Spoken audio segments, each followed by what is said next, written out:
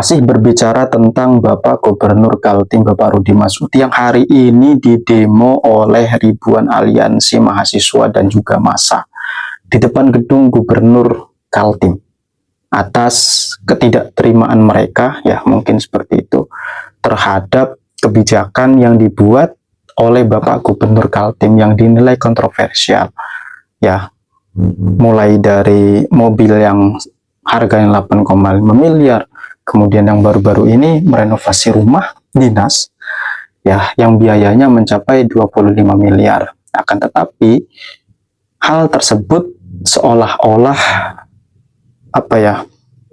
menafikan bagaimana kebijakan yang harusnya dilakukan di Kaltim.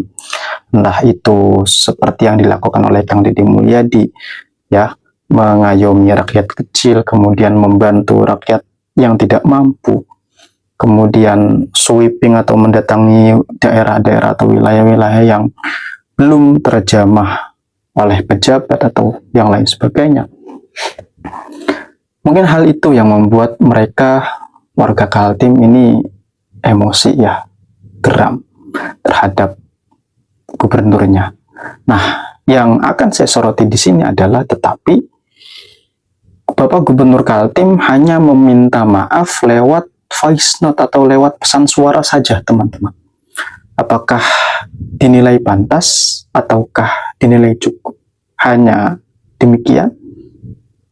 Nah, saya kembalikan lagi kepada komentar teman-teman di sini, yang mana dalam hal ini videonya akan saya tampilkan bagaimana warga menyampaikan komentar, ya, soal hal tersebut dan hal yang lainlah yang masih berkaitan dengan Bapak Gubernur Kaltim.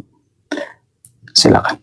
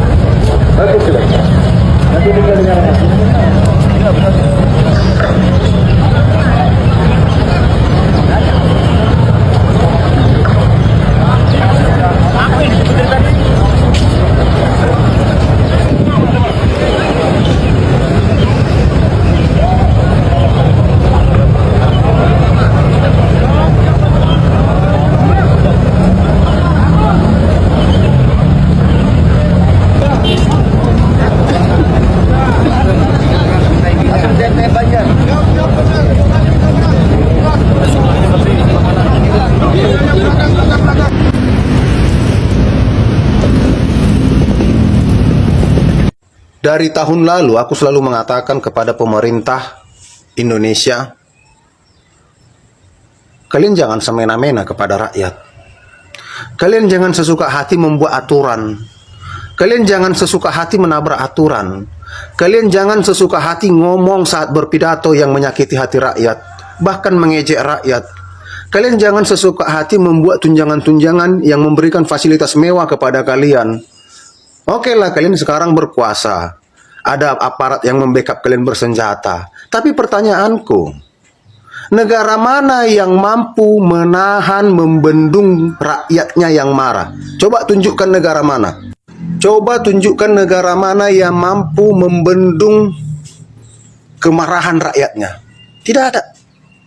Tapi pemerintah tidak sadar, aparat tidak sadar. Giliran ada mau demo di Kaltim, sibuknya kalian membuat pertahanan, ngelas segala macam. Itu nggak ada apa-apanya itu, lasan-lasan itu nggak ada apa-apanya itu. Kalau rakyat sudah marah, gempa Indonesia ini. Tapi kalian nggak sadar. Kalian merasa si paling punya kuasa, si paling punya power. Hidup kalian mewah, bersenang-senang, berpesta-pesta, bahkan sekali bertedi, diperlakukan seperti pangeran di negara ini. Ulang tahun, istimewa, pangkat dikarbit. Sementara banyak rakyat jelata ini yang untuk sarapan saja, untuk sarapan pagi saja, dia harus bekerja keras sampai jam 12 siang, mandi keringat. Tidur di bawah kolong jembatan, tidur di gerobak-gerobak sampah, ada anak kecil tidak punya sepatu ke sekolah, ada anak kecil yang bunuh diri karena tidak bisa membeli peralatan tulis. Ada nenek-nenek yang diusir dari rumah sakit karena tidak mampu membayar biaya rumah sakit. Ada bapak-bapak yang harus menangis diusir dari rumahnya. Ada anak-anak yang harus menjerit minta tolong karena keluarganya ditindas oleh mafia, yang dibela, yang dilindungi oleh aparat. Kalian tidak sadar. Untuk Bapak Prabowo, Gibran, dan petinggi-petinggi aparat di negara ini, coba kalian berunding. Coba kalian bicarakan negara-negara yang tumbang ketika rakyatnya marah. Ayo. Aku ini tidak menggertak, tidak. Ini hanya peringatan. Karena terlalu sakit perbuatan kalian ini, terlalu sakit kepada rakyat. Semut pun akan melawan walaupun harus mati. Menggigit dia kalau diinjak. Apalagi rakyat. Berapa jumlah kalian? Pejabat di negara ini dan aparat di negara ini. Berapa jumlah peluru kalian? Bandingkan sama jumlah rakyat 280 juta ini. Jangan semena-mena kalian.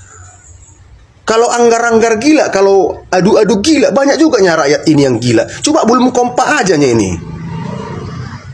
Aku pun gilanya aku. Kalau mau adu-adu gila, tapi masih ku kontrol. Jangan nanti sampai rakyat ini jadi anarkis. Jangan nanti sampai rakyat ini jadi militan.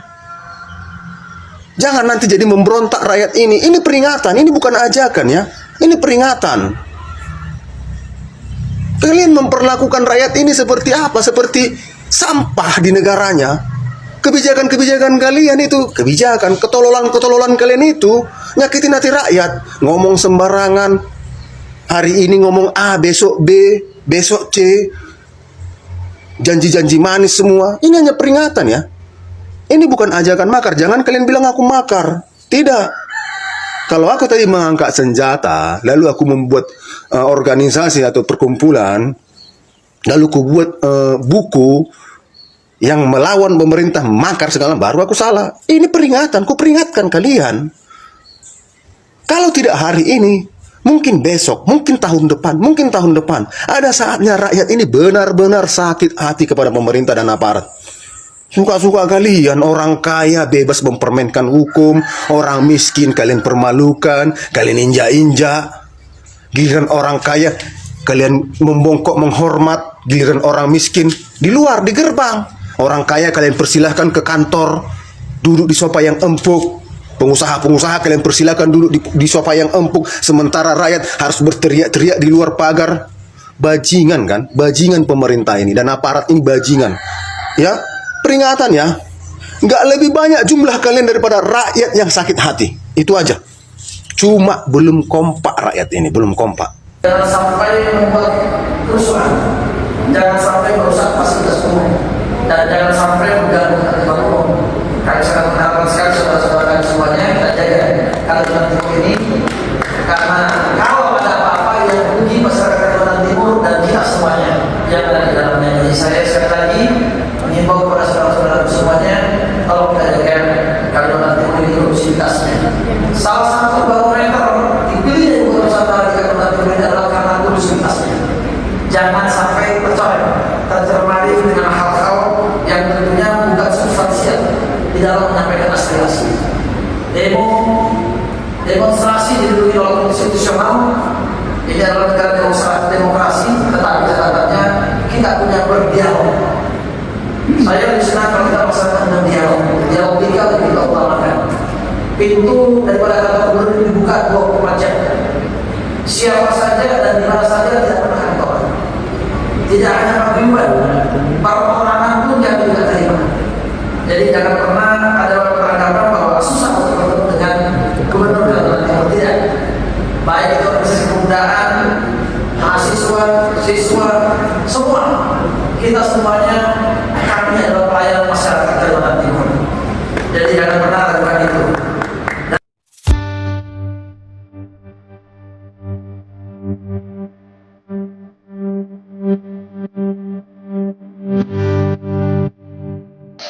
Rudi Masud ketakutan terpaksa pasang kawat berduri di kantor Gubernur Kaltim jelang demo 21 April ini. Asik, mari kita bahas boy. Nah, infonya pada tanggal 21 April ini akan terjadi demo besar-besaran di beberapa provinsi yang ada di Indonesia. Nah, kalian pasti tahu dong Rudi Masud ini siapa? Yaitu adalah gubernur yang sangat viral di Indonesia. Masa iya kepala daerahnya pakai mobilnya ala kadarnya? Jangan dong. Tuh ya kan, jaga dong marwahnya Kaltim. Ini marwahnya Kaltim, marwahnya masyarakat Kalimantan Timur. Marwah masyarakat Kaltim, marwah Kaltim. Dia ugal-ugalan menghambur-hamburkan duit rakyat. Bagaimana menurut kalian? Dia udah ketakutan nih, udah pasang kawat berduri. Udah dibasutnya macam-macam kau sama rakyat.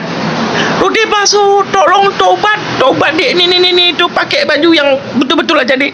Bagaimana menurut kalian, boy? Tulis di komentar. Thank you.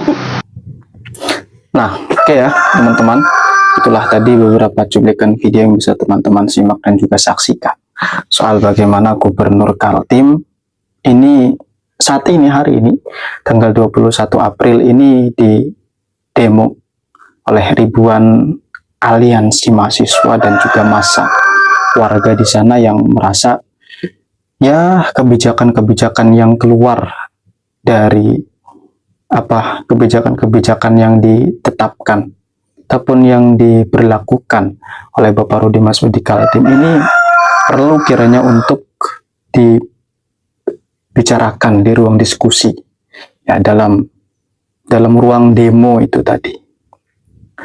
Yang menurut saya ini perlu dilakukan untuk bagaimana kedepannya warga ataupun Gubernur Kaltim ini tidak semena-mena dalam menetapkan suatu kebijakan ataupun peraturan, ataupun menetapkan suatu mengetok palu sebuah untuk menetapkan suatu anggaran seperti ya anggaran rumah dinas yang sebesar 25 miliar itu untuk apa saja.